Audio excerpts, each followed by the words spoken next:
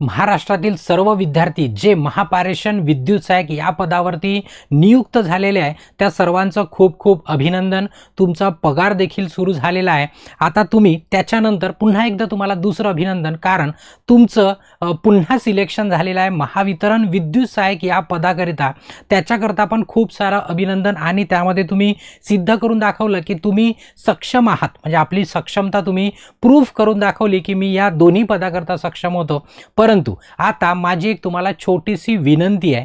विनंती अशी की जर तुम्ही महापारेषण विद्युत सहाय्यक या पदावरती नियुक्त झालेले असणार, तुमचा पगार सुरू झालेला असणार आणि तुम्ही आहे त्या ठिकाणी समाधानी असाल आणि तुम्ही सुरक्षित पण आहे तुमचं भविष्य, तर तुम्हाला माझी विनंती अशी आहे की तुम्ही जे महावितरण विद्युत सहाय्यकचं कागदपत्रे पडताळणी होणार आहे, म्हणजे डॉक्युमेंट व्हेरिफिकेशन होणार आहे, त्याकरिता किंवा त्या प्रक्रियेमध्ये तुम्ही भाग घेऊ नका अशी माझी विनंती आहे। त्याचं कारण असं की वितरणमध्ये जर तुम्ही भाग घेतला तर जे वितरणचे विद्यार्थी वेटिंगमध्ये पडतील त्यांच्या वेटिंगकरिता उशीर लागणार म्हणजे गॅप घडून येणार नाही जर तुम्ही त्यामध्ये सहभागी झाले तर। आता तुमचं भविष्य तर सुरक्षित झालं आहे आणि सर्वच तुम्ही प्रूफ पण करून दाखवलेला आहे। तर विनंती एवढी की तुम्ही नाही गेले तर त्या विद्यार्थ्यांचा काय होणार, फायदा होणार, म्हणजे जे लेट जॉईन व्हायचे वेटिंगमध्ये त्यांच्यामध्ये गॅप कमी पडणार, म्हणजे त्यांचं तेवढ्या दिवसांचं नुकसान होणार नाही। म्हणून तुम्हाला ही विनंती आहे की महावितरणच्या विद्युत सहाय्यक पदांच्या कागदपत्रे पडताळणीच्या प्रक्रियेमध्ये तुम्ही